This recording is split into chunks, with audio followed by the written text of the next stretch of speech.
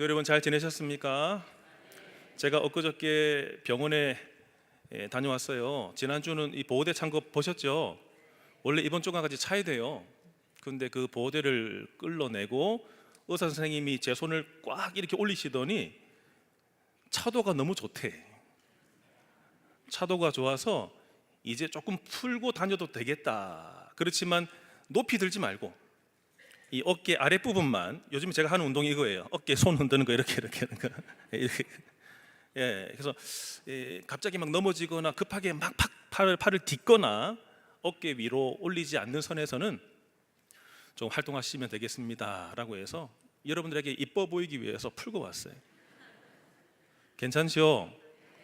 네, 기도해 주셔서 감사하고, 이제 우리가 전반기를 마치고 이제 후반기 들어갔는데요, 후반기에도 여전히 여러분들에게 건강의 복이, 또 하나님의 마땅한 복이 부어지기를 간절히 소망합니다.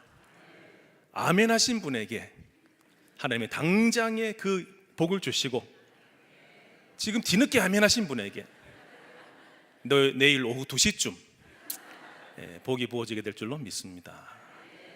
우리 양옆분에게 인사하실 때 후반기에도 강건하시고 복되시기 바랍니다. 한번 인사할까요? 후반기에도 복되시고 강건하시기를 바랍니다. 아멘. 살아가면서 우리는 수많은 질문을 마주할 때가 있습니다. 중요한 것이 뭘까? 내 인생에서 정말 중요한 것이 뭔가? 우선순위가 뭔가? 행복이 뭔가? 그런 질문을 하게 되지요. 또 나 자신에 관해서도 질문합니다. 내가 제대로 된 방향으로 가고 있는가? 잘 살고 있는가? 혹여나 나를 통해서 누군가가 힘들어하고 있진 않을까? 그런 나에 관해서도 질문을 하게 되지요. 또 사람에 대해서도 질문하게 됩니다. 저 사람 참 까다롭네, 힘드네, 왜 저렇게 고집을 부리나. 또 다른 사람들에 대해서도 우리는 고민하고 또 질문하게 됩니다. 힘들 때도 질문하죠. 왜 내 인생은 이리도 더디고 답답한가? 하나님은 모든 것을 아신다고 했는데, 하나님은 우리를 인도하신다고 했는데 왜 나에게는 안 그러시는 것 같지? 왜 나한테는 이런 문제를 허락하시지? 죄송한 표현이지만 하나님 안 계신 것은 아닐까? 정말 나와 함께 하시는 것이 맞나? 이런 질문을 할 때가 있죠. 그런데 오늘 본문 말씀의 야곱 이야기가 이 질문에 대해서 답을 줍니다. 답답하고 현실로 인해서 어려움을 만났을 때, 하나님 정말 계시는가, 역사하시는가 질문이 나올 때 오늘 야곱의 이야기가 나에게 답을 줘요. 오늘 본문은 야곱의 기다림에 초점을 맞춰요. 그는 형 에서의 칼날을 피해서 브엘세바에서 하란까지 800km를 걸어서 이동하는 기다림의 과정 속에서 먼 길을 왔습니다. 우물가에 도착했었어도 기다림의 시간이 있었습니다. 그리고 나중에 외삼촌 라반을 만난 이후에도 20년 동안 기다리며 견디는 시간도 있었습니다.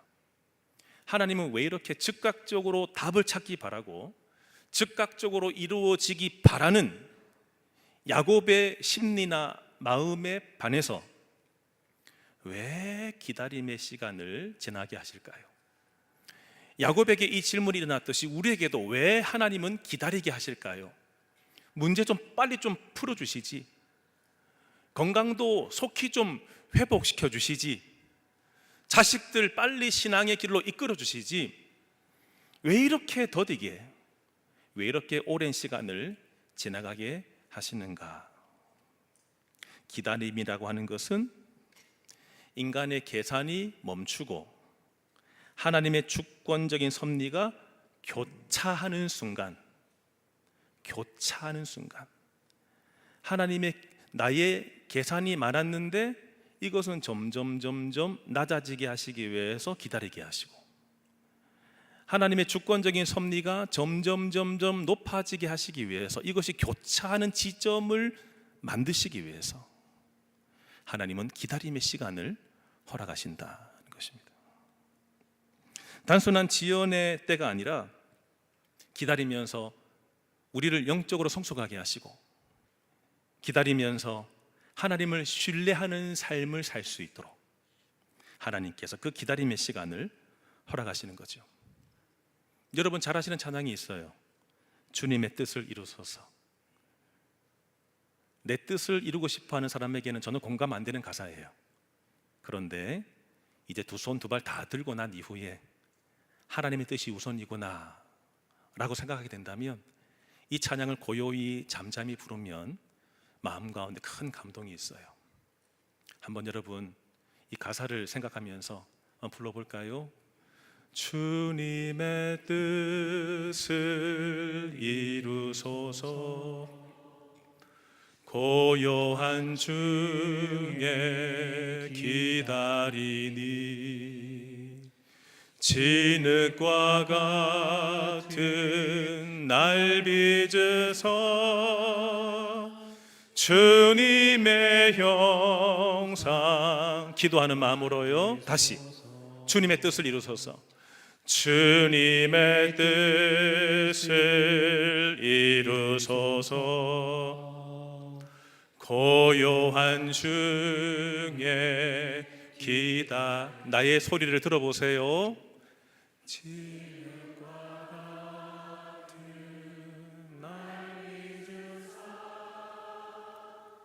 주님의 형상 만드소서.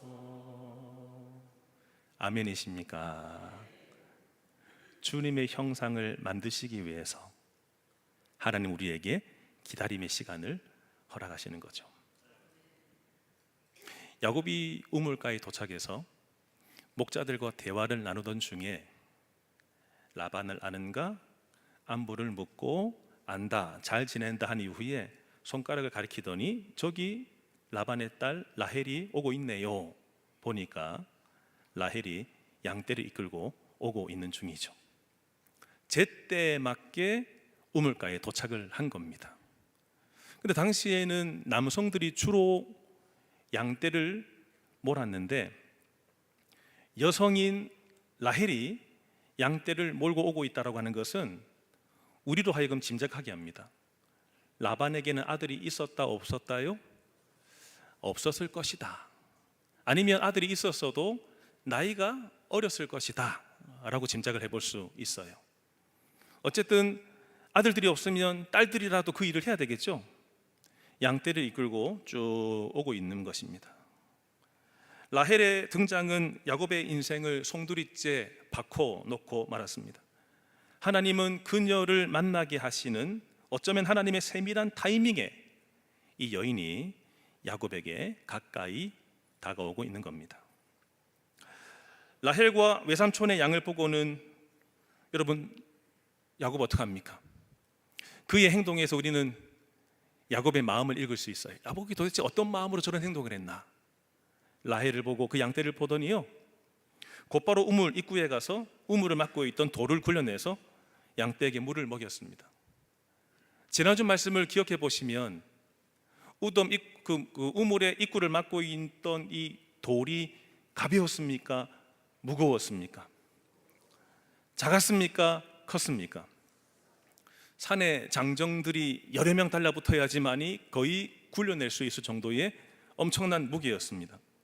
그런데 여러분 10절 말씀 다시 보시면 야곱 혼자서 돌을 굴려내고 양떼에게 물을 먹이는 것입니다. 여러분 지금 혼자서 돌을 굴려냈다라고 하는 것은 그에게는 힘이 있었구나, 괴력의 소유자였구나를 짐작하게 합니다. 물론 그가 진짜 힘이 있었는지는 모르겠지만 잠재되어 있는 힘을 발휘하게 되는데, 우리 남자분들 한번 생각해 보세요. 누가 나한테 일을 맡기더니 그걸 시킵니다. 그럼 여러분 억지로라도 젖먹는 힘까지 다해서 해내고 맙니까? 안 하십니까? 중도에 포기하십니까? 아내가 뚜껑을 열다가 아유 도저히 안 되겠네 해서 이거 반찬 뚜껑이 열려야지만이 먹을 수 있는데 너무 꽉 닫혀 있어요. 남편한테 가지고 오면 어떡합니까? 온 힘을 다해서 열려고 그러죠. 왜 반응이 없으세요? 저만 그렇습니까? 여보 여기 못질 좀 해줘요 라고 하면 내가 지금 망치질에 대한 실력이 없어도 어떡합니까? 열심히 여기저기 그냥 벽을 찢더라도 반드시 구멍을 내어 바꿔야 말죠. 그 남자로서의 자존심. 그러다가 어디 찍어요? 손가락. 어디서 많이 좀 경험한 것을 얘기하는 것 같죠? 그렇죠? 남자들은요 지금 아내가 아니면 여자친구가 뭔가 나한테 요구를 해서 지켜보고 있으면 그냥 힘이 나가지고 그 일을 하고야 말아요. 그래서 우리 여러분 남자 스케이트보더들 경우에는 평상시에 이런저런 훈련들을 많이 하지만 자기가 봤을 때 아주 이쁜 여성이 자기를 보고 있으면요 훨씬 위험한 묘기들을 많이 한다고 해요. 잘 보이기 위해서. 그처럼 지금 혼자 하지만은 우물에 있는 이 바위, 이 돌을 굴려내서 지금 물을 먹이고 있는 거죠. 여러분 왜 이렇게까지 했을까요? 여러분 야곱이 왜 이렇게까지 했을까요? 9절과 10절 말씀 다시 보시면 어떤 표현이 3번 나오는데요. 뭐냐면 외삼촌 라반의 이 표현이 3번이나 나와요. 3번이나. 그럼 지금 누구의 양떼를 먹이는 거죠? 지금 돌을 굴려내서 누구의 양떼를요? 라반의 양떼를. 혼자서 먼 거리를 걸어온 이후에 이제서야 내가 가족을 만났구나 라고 하는 반가운 마음에 또 더불어서 그 가족을 위해서 내가 뭔가 좀 해보고 싶다라고 하는 이 마음에 괴력을 발휘하여서 그 양떼에게 물을 먹였던 것입니다. 이어 나오는 야곱의 행동은 좀 과해 보여요. 11절 말씀 보시면 야곱은 지금 이 사람, 이 여인이 자기 외삼촌의 딸이라고 하는 것을 알죠. 알고 나서 행동하고 있지만 라헬은 야곱의 존재를 알아요, 몰라요? 모릅니다. 그냥 처음 보는 남자가 있는 건데 지금 자기를 도와주고 있는 거예요. 지금 이런 관계 속에서 야곱이 지금 뭐하고 있죠? 11절 라헬에게 입을 맞추고 소리내어 울고 있는 거죠. 여러분 소리내어 운다라고 하는 것은요 그냥 눈물이 찔끔 나오는 정도가 아닙니다. 서러워서, 반가워서, 너무나 기뻐서 소리내어 펑펑 울고 있는 겁니다. 처음 본 남자가 나한테 볼에 쪽쪽 입 맞추고 인사하더니 자기를 기대서 펑펑 울고 있으니까 이 여성이었던 라헬이 얼마나 당황스러웠을까요? 야곱은 핏줄을 만났다라고 하는 안도감에 울음을 터뜨렸습니다. 이 부분은 야곱의 인생에서 가장 극적이고 아름다운 전환점 중에 하나입니다. 돌을 옮겨냈다라고 하는 것은 야곱은 지금 여전히 자기 힘으로 상황을 해결하려고 하고 통제하려고 하는 의지를 보이는 것이 돌을 굴려내는 것인데 이것뿐 아니라 운다라고 하는 것은요 이제 내가 할 수 없음을 인정하는 것이 바로 울음인 것입니다. 눈물은 성숙의 시작을 나타냅니다.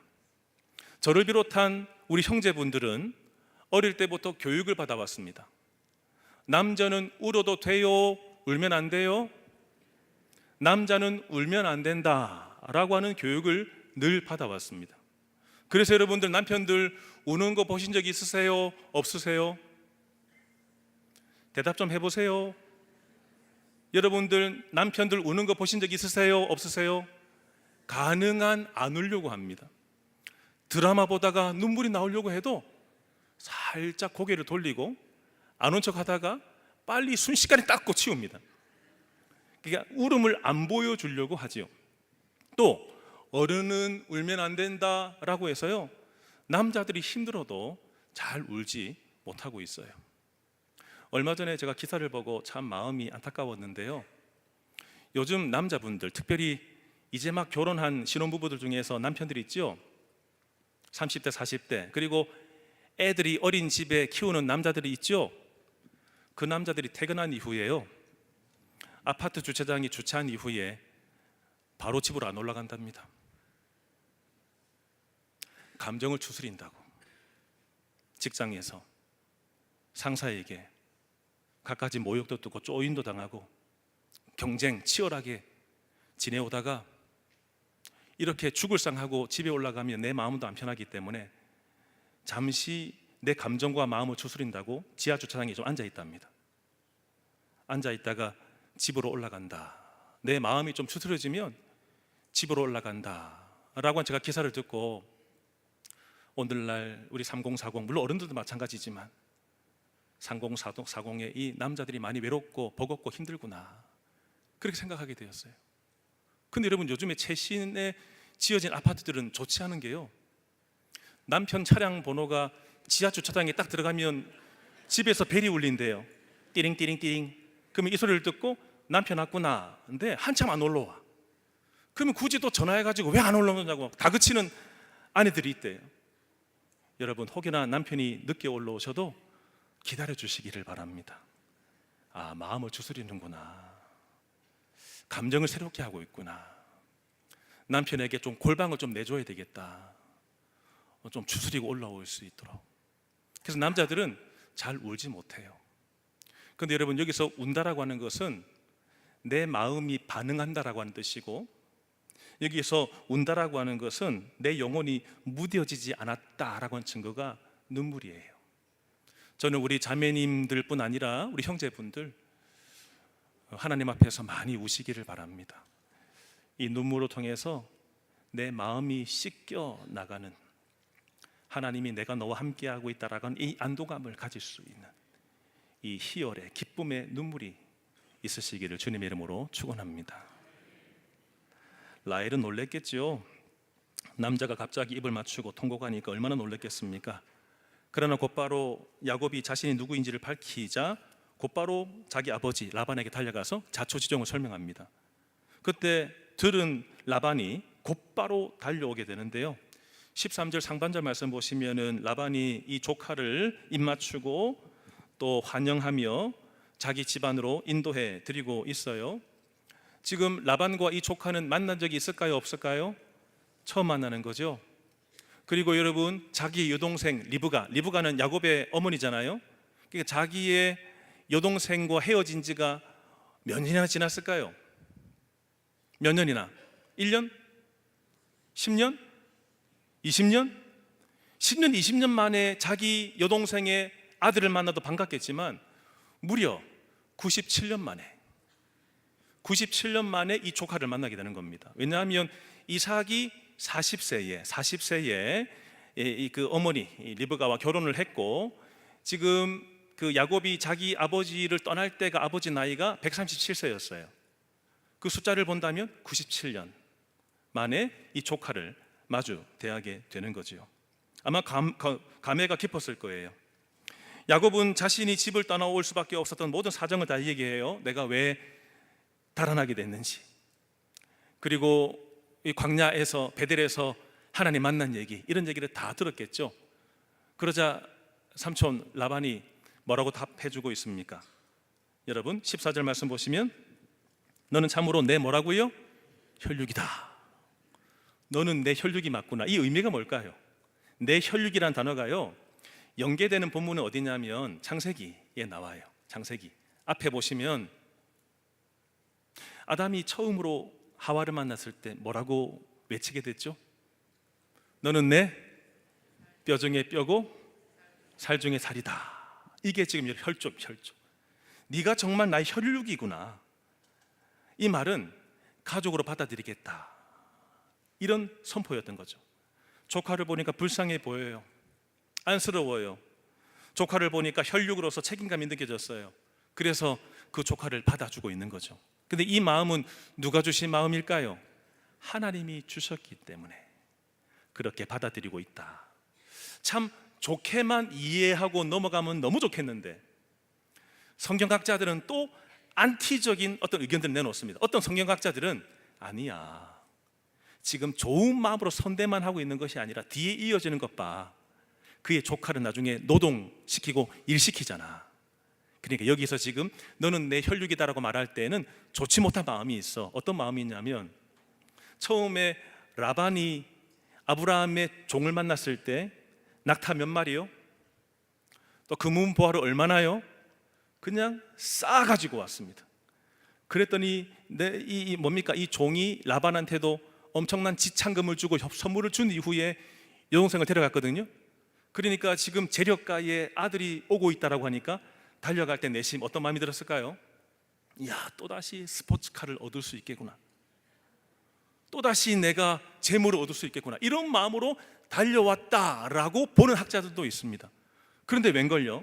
와서 딱 보니까 허름한 옷차림에 거지 행색을 하고 지팡이만 짚고 있는 것을 보면서 실망했다. 실망하는 상태에서 너는 내 혈육이구나 라고 했지만, 한편으로는 딸이 뭐라고 말했어요? 장정들이 수명이 달라들어서 옮겨야 될 돌을 혼자 굴러냈디다. 얘가 지금 빈손으로 왔지만 괴력은 있으니 얘를 나의 노동력으로 쓰면 좋겠다라고 하는 마음에 그냥 맞이하면서 너는 내 혈육이구나 라고 보는 입장도 있습니다. 여러분, 이 만남은 꼭 필요한 만남일까요? 불필요한 만남일까요? 야곱이 그냥 형님과 함께 살았다면 그 가정이 어떻게 됐을까요? 그렇죠? 결국은 떠날 수밖에 없는 상황이 됐는데, 멀리 걸어와서 이제 라반과의 만남, 이 만남은 어쩌면 야곱의 인생에서 꼭 필요한 만남이었을까요? 불필요한 만남이었을까요? 필요한 만남이니까 하나님이 제때에 도착하게 했고, 제때에 라헬을 만나게 했고, 제때에 라반이 그 조카를 받아줄 마음이 생겼던 것이죠. 그런데 라반과 함께 살아가면서 야곱의 마음은 편했겠습니까? 하나님은 이 야곱에게 라반을 붙여주시면서 이제 하나님은 치료를 시작하세요. 어떤 치료냐면, 저를 따라서 하시겠습니다. 거울 치료. 하나님이 라반을 통해서 야곱에 어떤 치료를 시킨다고요? 거울 치료를 시키시는 거죠. 지금까지 야곱은 어떤 삶을 살았습니까? 남을 속이는, 움켜쥐는 기질을 가지고 살아왔습니다. 형의 배고픔을 이용해서 팥죽 한 그릇에 장자권을 빼앗았고, 눈이 멀어 있던 아버지를 속여서 축복을 가로챈 사기꾼이었습니다. 베델에서 하나님 만났을 때는 어땠습니까? 하나님이 복 주시겠다고 했는데 곧바로 하나님께 뭔가 서운하기보다는, 하나님 제가 돌아올 때 그걸 다 이루어 주신다면, 제 삶에 유익이 있다면, 제 삶이 괜찮아진다면 하나님께 11조 드릴게요 라고 할 정도로 자기 이익을 위해서만 살아왔던 사람이 바로 야곱이었습니다. 이 자기중심적인 사람. 그런데 하나님은 이제 때가 되자 제대로 된 임자를 만나게 하십니다. 어떤 치료를 시키시기 위해서요? 거울 치료를 통해서. 평상시에는 자기의 왜곡되어 있는 모습과 자기의 못된 행실이 보일까요? 안 보일까요? 여러분, 괜찮은 척 생각하지 마세요. 저나 여러분들이나 한계가 있습니다. 그리고 모가난 부분이 있어요. 깎여야 될 부분이 분명히 있어요. 근데 하나님은 더 센 사람을 만나게 하시면서 어떤 치료 시키신다고요? 거울 치료를 시키세요. 우리 속담 중에 이런 속담 아세요? 뛰는 놈 위에, 제가 놈놈 한다고 기분 나빠하지 마세요. 속담에 나와 있는 겁니다. 근데 여러분, 뛰는 놈 위에 나는 놈만 있을까요? 처음부터 제가 한번 풀이해 보면, 걷는 놈 위에 뛰는 놈이 있고, 뛰는 놈 위에 나는 놈이 있고, 나는 놈 위에 어떤 사람이 있을까요? 처음 들어보세요. 나는 놈 위에 붙어 나는 놈이 있습니다. 나는 놈 위에 붙어서 나는 놈이 있어요. 제가 만든 거 아닙니다. 있어요. 붙어 난다라고 하는 것은 여러분 이렇게 설명해 보고 싶어요. 파리가 파리에 갔다. 이 의미 아시겠어요? 똥파리 아시죠? 똥파리가 어디로 갔다고? 프랑스? 파리에 갔다. 파리가 어디 갔다고요? 파리에 갔다. 어떻게 갔을까요? 작은 날개로 움직여서 파리까지 날아갈 수 있습니까? 안 되겠죠. 어디 붙어서 갔을까요? 비행기에 붙어서. 비행기에 붙어서 파리까지 갔다는. 나는 놈 위에 어떤 놈이 있다고요? 붙어서 나는 놈이 있어요. 성경에 보니까 붙어서 나는 사람들이 나와요. 누가 생각나세요? 누가 생각나세요? 엘리야, 다음에 누구요? 엘리사. 엘리야가 계속 떠나라고 해도 엘리사가 어떻게 합니까? 끝까지 그의 스승을 따라갑니다. 그러다가 엘리야가 승천한 이후에 그의 옷을 들고 물을 치고 역사를 일으켜내고 갑절의 은혜를 구했던, 은사를 구했던 이 사람이 누구였어요? 엘리사였습니다. 또 붙어 나는 사람이 또 있어요. 누굴까요? 힌트, 키워드는 모압. 시어머니. 룻을 표현할 때 그의 시어머니를 붙쫓았더라라고 되어 있습니다. 이것도 붙어서 나는 사람인 것이, 그의 시어머니에게 붙어서 결국은 보아스를 만나고 자식을 낳고 예수님의 그 계보를 잇는 그 여인. 아브라함에게 붙어서 나는 사람 또 있었죠. 롯, 조카 롯도 아브라함을 통해서 유익을 많이 받습니다. 죽을 고비도 넘어갔습니다. 그렇죠. 마지막은 물론 결말은 좋지 않았지만 붙어서 나는 사람이었겠죠. 아무리 야곱이 잘 속이고 잘 빼앗고 잘 움켜쥐고 사기꾼으로서 능하다 할지라도 하나님은 누구를 붙이셨다고요? 라반을 붙이셔서, 라반은 더 계산적이고 더 집요하고 더 노련한 사람, 하나님이 야곱을 라반 만나게 하시면서 깨닫게 하시는 거죠. 내가 속여왔구나. 내가 10차례나 20년 동안 10차례나 속임을 당하면서 또 속았네 할 때마다 속였던 자기가 생각났겠죠. 그렇게 욕심부리면서 움켜쥐려고 했던 그의 삼촌을 보면서 내 자신의 모습을 보게 되었겠죠. 여기 계신 우리 자녀분들 언제 철들어요? 여러분들이 애를 낳아서 키워본 이후에 그제서야 누구를 이해하게 돼요? 어머니 아버지 이해하게 되죠.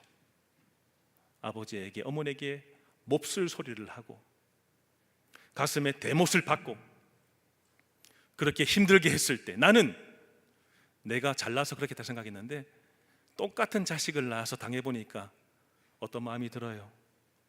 그래도 우리 부모님이 사랑이 많으셨구나, 기다려주셨구나, 참아주셨구나. 이게 무슨 치료라고요? 거울 치료. 여러분들이 지금 말하고 있는 것, 행동하는 모든 것들이 아닌 것은 빨리 끊어내셔야 돼요. 걸어갔다가 올라오는 거리라면 지하 1층만 갔다가 올라오실래요? 지하 5층 내려갔다가 올라오실래요? 지하 20층 내려갔다가 올라오실래요? 답해보세요. 여러분들이 지금 잘못하고 있다면 빨리 돌이키셔야 됩니다. 안 돌이키시면 하나님이 어떤 치료 시작하신다고요? 거울 치료. 네가 한 대로 그대로 갚아주십니다. 하나님은 지금 이 학교에 인격 훈련소에 넣으시면서 야곱의 오래된 기질을 다루기 시작한 것입니다. 내가 당하면서 죄의 고통을 느끼면서 자기 모습을 보게 되는 거죠. 한 달이 지나자 라반은 드디어 본색을 드러냅니다. 그리고 야곱에게 이렇게 제안해요. 우리 15절 같이 읽어볼까요? 15절입니다. 라반이 야곱에게 이르되 내가 비록 내 생전이나 어찌 그리 내 저희를 하겠느냐? 내 품삯을 어떻게 할지 내게 말하라. 아멘. 뭐라고 말하고 있는 거죠? 조카인데 어떻게 공짜로 일시키겠어? 품삯을 정하자라고 말해주고 있어요. 여러분, 이것은 호의일까요? 호의가 아닐까요? 여러분들이 지금 친척 집에 얹혀 있는데 설거지도 해두고 이런저런 소일거리들을 도와줘요. 그럼 그 사람이 그냥 고맙다고 그냥 놔두는 게 좋아요? 아니면은 시급을 쳐서 일당이라도 주는 게 좋아요? 오늘의 관점에서는 여러분 지금 일당 죽게 하면 더 고마운 거죠. 근데 당시의 배경에서는 이거 좋지 않은 겁니다.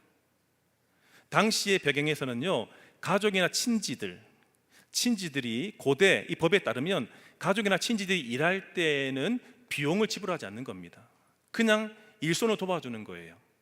지금 이런 배경 속에서 라반이 이런 제안을 한다라고 하는 것은 외삼촌과 조카라고 하는 이 혈육의 관계를 넘어서서 이제는 이 관계를 폐지하고 고용인과 고용주가 되어서 이제 너를 고용할 거야.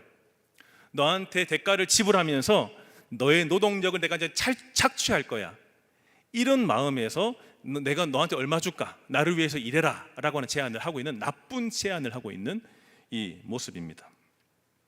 이때부터 야곱은 20년 동안 외삼촌 라반에게 고통을 당합니다. 힘겨운 생활을 합니다. 10번이나 품삯을 속임당합니다. 동시에 거친 광야와 같은 시간을 보내면서 결국 누구 유지하는 법을 배우게 될까요? 누구 의지하는 법을 배우게 될까요? 하나님 의지하는 법. 가족도 못 믿겠구나, 외삼촌도 못 믿겠구나, 내가 오로지 믿을 사람은 누구라고요? 하나님밖에 없다. 이것을 깨닫게 하시기 위해서 광야 학교, 라반의 학교에 야곱을 입학시키신 거죠. 이 15절의 내용을 가지고 갑자기 16절, 17절 보시면 라반의 두 딸을 소개하면서 그 언니의 이름이 뭐라고요? 레아고, 아우의 이름은요? 라헬이에요. 17절 보시면 두 여인의 특징이 나오죠. 레아는 어땠어요? 시력이 약하고, 라헬은요? 곱고 아리따웠다라고 되어 있습니다. 여러분, 왜 갑자기 이 특징을 얘기할까요? 왜 라반에게는 두 딸이 있었고 왜 이 두 딸의 특징을 얘기하고 있나요? 지금 맥락이 맞나요, 안 맞나요? 너 내 밑에서 일해라, 얼마 쳐줄까? 이렇게 지금 제안하는 상황인데, 나중에 쭉 18절 말씀 보시면은 야곱이 삼촌에게 말해요. 7년 동안 섬길게요. 이 내용으로 이어져도 되는데 갑자기 지금 16절과 17절 내용이 나오면서 마치 생뚱맞은 내용처럼 보여요. 전혀 어울리지 않는, 왜 갑자기 이런 내용이 나오지? 라고 할 수 있습니다. 그렇지만 여러분, 이 표현은 야곱이 지금 결정하기까지 고민하고 있는 배경을 말해줍니다. 돈을 받아야 됨에도 불구하고 야곱이 누구를 사랑했다고요? 라헬을 사랑해서 돈 대신에 그가 노동해서 결혼하려면 결혼 지참금이 있어야 돼요. 당시에 여인 한 사람을 내가 신부로 삼기 위해서 노동자의 3년 4년 동안에 일해서 몸값을 줘야지만이 그 여인을 데려올 수가 있었어요. 이것이 은 30세겔, 은 40세겔인데 이 비용이요, 최저 시급에 따라서 한 노동자가 그냥 평균적인 겁니다. 한 노동자가 만약에 한 달에 200만 원을 번다라고 했으면 당시에 사람들은요 3년 4년 일해서 오늘날의 어떤 환율에 기준한다면 8천만 원에서 1억 원 줘야지만이 그 여인을 데리고 올 수 있었어요. 근데 야곱은 삼촌한테 몇 년 일할게요 라고 말하고 있는 거죠? 7년. 이 말은 3년 4년 일한 비용을 갑절로 내가 외삼촌을 위해서 여러분 1억 8천 아니면 내가 2억을 줄게요. 이 말은 7년 동안 일할 테니까 그 딸을 주세요. 지참금으로 자기가 일을 하겠다, 이렇게 제안을 하고 있는 겁니다. 이런 제안은 상식적이지 않아요. 보통은 3, 4년만 일하면 되는데 7년 일해야 되겠다. 이 말은 뭘 암시할까요? 야곱이 지금 눈이 멀어 있다를 암시하고 있는 복선. 그동안에 누구 속여왔죠? 형님도 속이고 아버지도 속이고 자기가 움켜줬었지만 이제는 누구한테 속게 돼요? 라반한테. 그가 눈 멀어 가지고 갑절이나 일해야 되고, 눈 멀어 가지고 라헬을 바로 취하지 못하고 누구 먼저 취하게 됐어요? 레아 먼저 취하게 되면서 20년 동안 노동을 하게 됐잖아요. 이것은 다 눈 멀은 사람을 속였더니 나도 눈이 멀어서 된통 고생당한다 라고 하는 것을 보여주는 대목이 바로 16절, 17절 쭉 이어지는 내용입니다. 7년 동안 일한다고 하자 라반은 쾌재를 불렀습니다. 라반에게는 이 딸들이 사랑과 보호의 대상이기보다는 오히려 돈과 같았습니다. 내가 이 딸들을 보내서라도 돈을 받았으면 좋겠다, 이런 마음이 있었던 사람인 거죠. 그러면서 허락합니다. 19절에 그를 타인에게 주는 것보다 너에게 주는 것이 낫겠다, 이 계약을 받아들이게 되면서 20절에 야곱이 라헬을 위해서 7년 동안 라반을 섬겼는데 그것이 7년으로 여겨졌어요? 아니에요? 며칠 동안의 노고로 여겨졌습니다. 왜요? 그만큼 사랑의 힘은 무거워도 기간이 길어도 능히 감당할 수 있게 하는 힘이 뭐라고요? 사랑이에요. 여러분들에게 이 사랑의 힘이 있으시기를 바랍니다. 가장으로서 무거우세요? 아내로서 삶이 버거우세요? 사랑의 힘이 회복되기를 바랍니다. 신앙생활과 예배생활이 힘드세요? 비 오는 날도 교회 나가야 되나? 이런 마음이셨어요? 하나님 사랑하는 마음이 있으면 그 어떤 환경에서도 예배드리고 주님을 의지하게 될 줄로 믿습니다. 사랑의 힘이 저와 여러분들에게 작동할 수 있기를 축원합니다. 오늘 말씀을 통해서 우리가 알 수 있는 것은 뭐죠? 지극히 평범한 일상 속에서도 뭐가 숨겨져 있었어요?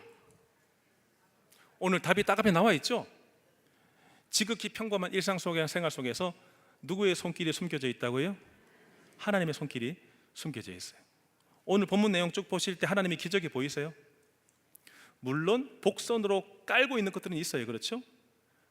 그 저변에는 큰 강줄, 물줄기가 있어서 흐르고는 있지만 바닥을 딛고 살아가는 사람들은 안 보입니다. 그 밑에 것들을.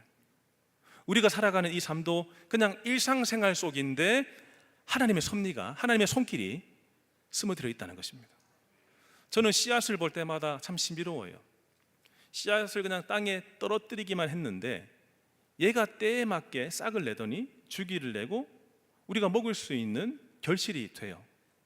땅 밑에서 어떤 일이 벌어지고 있는지 모르겠지만 일상생활 속에서 신비로운 일들이 일어나고 있는 거죠. 제가 이번에 이거 힘줄이 끊어져서 힘줄을 이렇게 당겼어요. 힘줄을 당긴 이후에 이어서 이 고정 핀을 5군데 박아놨어요. 이것이 이제 녹는 거래요. 시간 지나면서 녹는 거. 그리고 처음에는 이렇게 밴드 같은 거 붙이고 있다가 이제 떼서 보니까 딱지도 앉아 있고, 그런데 이것도 여러분 그 안에서의 물론 어떤 세균이 들어오게 되면 우리 몸에서 알아서 그 백혈구를 보내가지고 막 치열하게 싸우고 다투고 그 균들을 죽여내서 나오는 게 뭐죠? 고름이죠. 고름이 병균과 싸워서 이겨낸 결실이잖아요. 그리고 고름을 짜내고 하잖아요. 그렇죠?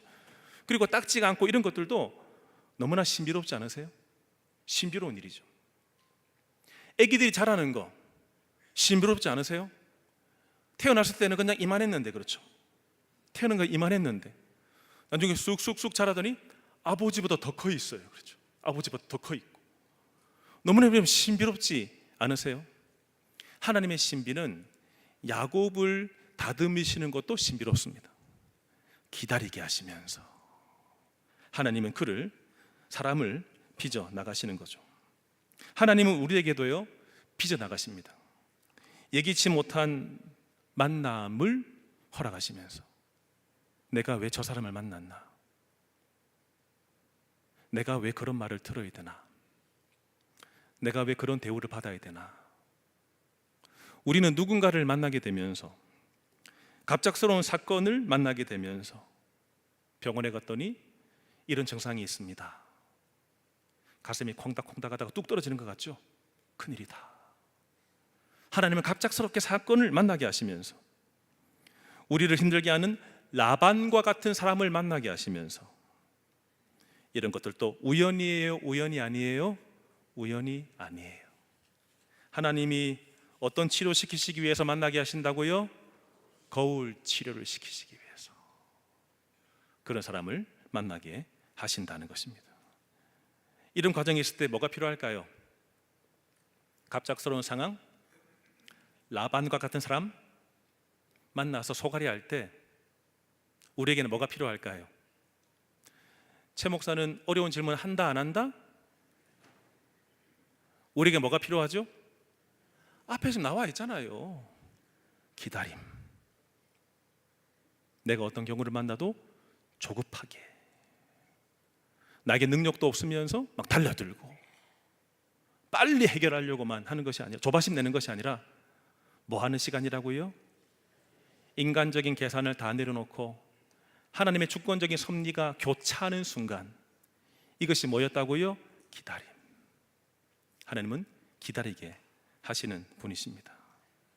기다림을 통해서 야곱의 움켜쥐고 빼앗고 속이는 이 삶, 그러나 하나님의 때가 되자 떠날 수밖에 없고 나눈 놈 위에 붙어 나눈 놈을 만나서 온통 당하게 하시더니 그는 결국은 하나님만 의지하는 백성으로 만들어 내시고야마는 하나님의 손길이 그에게 있었다라고 하는 것입니다. 우리의 삶이 어떠해도 기다리며 섬기는 사람으로 훈련되기를 바랍니다. 7년이라는 고통의 무게를 견디면서 누구라고 하는 거울을 만나시면서 옛 자아가 깨지고 울음을 통해서 성숙의 자리, 안도의 눈물도 흘리시고 관계 회복의 눈물도 흘리시고 내 딱딱하고 굳어있는 차가워진 마음의 해빙, 내 마음도 차가워진 굳어있는 마음도 눈물로 해빙시키면서 기다림의 시간을 통해서 오히려 하나님을 사랑하고 섬기고 하나님을 신뢰하는 사람으로 빚어져 나가시는 우리가 되기를 주님의 이름으로 축원합니다. 함께 찬양하겠습니다. 하나님의 부르심에는 후회하심이 없습니다.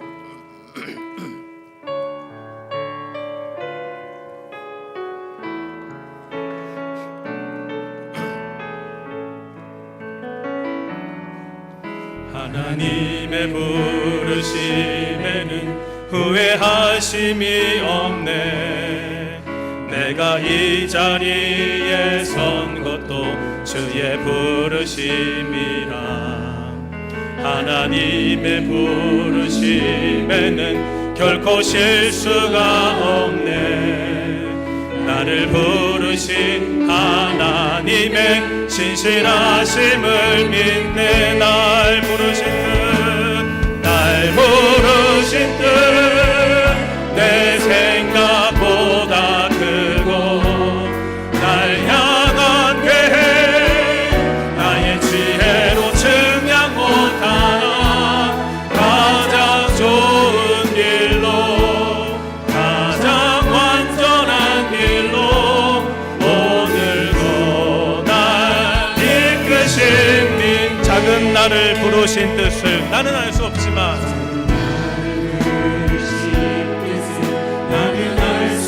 오직 감사와 순종으로 주의 길을 가리라. 감사와 순종으로 주의 길을 가리라. 때론 내가 연약해져도 주님 날 도우시니 주의 놀라운 그 계획을 나는 믿으며 살겠습니다. 날 부르신 듯 내 생각보다 크고 날 향한 계획 나의 지혜로 증량 못하나 가장 좋은 길로 가장 완전한 길로 오늘도 다 일어나세요. 다 일어나셔서 날 부르신 뜻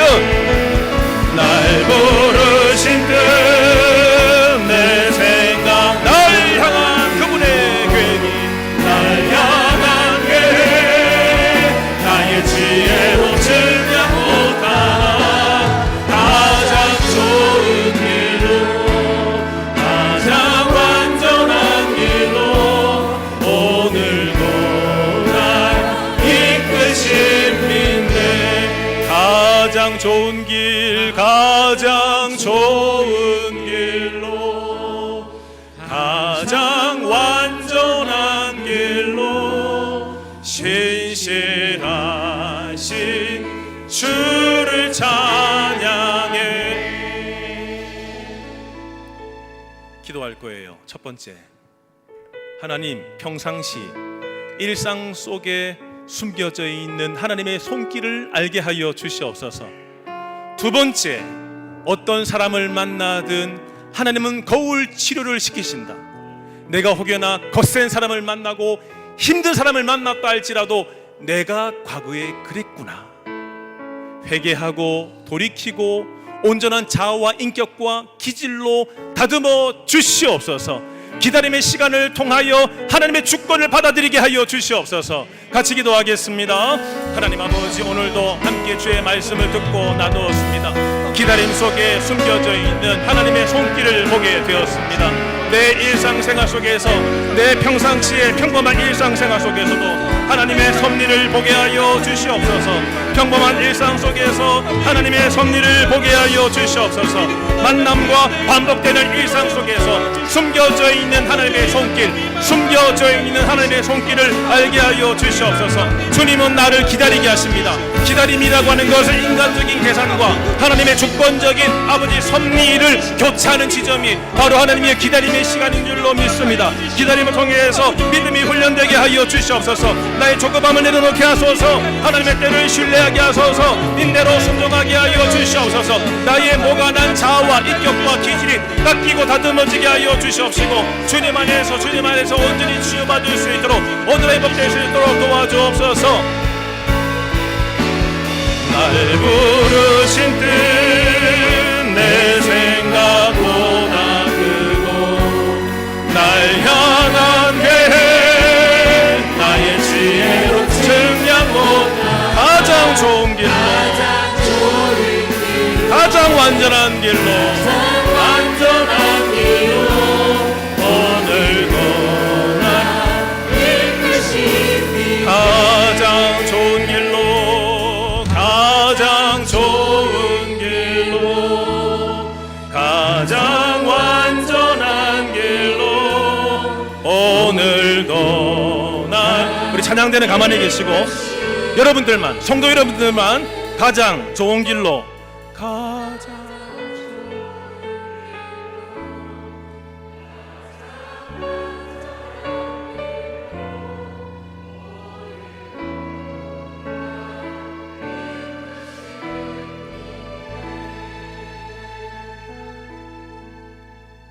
하나님, 주의 성도들이 삶의 무거운 돌 앞에 섰습니다. 라반 같은 사람과 라반 같은 세상을 만나 상처를 입었습니다. 지금도 고독하게 치열하게 훈련을 받고 있습니다. 그 가운데서도 하나님의 손길이 멈추지 않을 줄 믿습니다. 기다림의 시간을 통해서 순금으로 만들어 주시옵시고, 하나님의 은혜만을 구하는 사람, 성숙한 하나님의 사람으로 세워 주시옵소서.